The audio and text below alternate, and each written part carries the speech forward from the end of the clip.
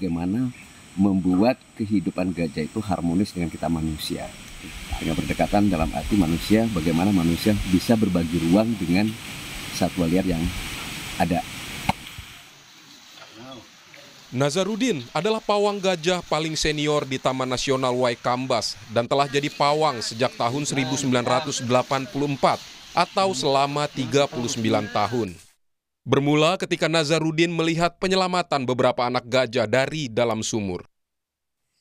Mulai tertarik saya bekerja sebagai seorang pawang gajah adalah pada tahun 1984.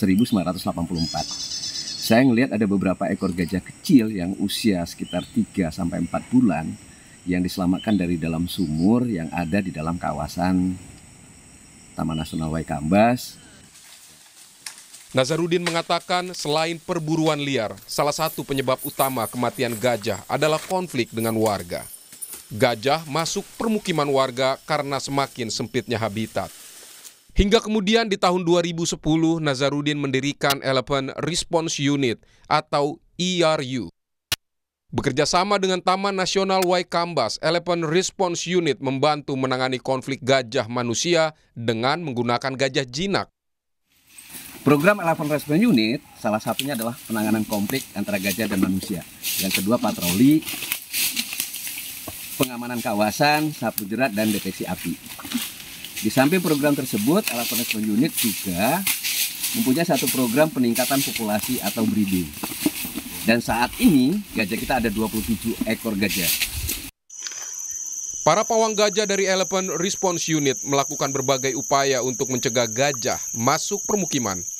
Hasilnya, konflik gajah dengan manusia turun hingga 70%.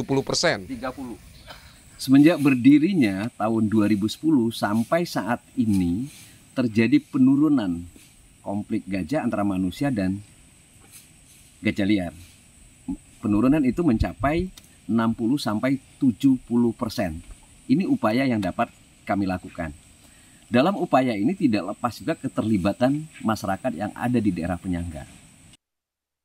Elephant Response Unit mencatat pada tahun 1984 hingga 1986, 15 orang meninggal dunia dan 5 ekor gajah mati akibat konflik gajah manusia.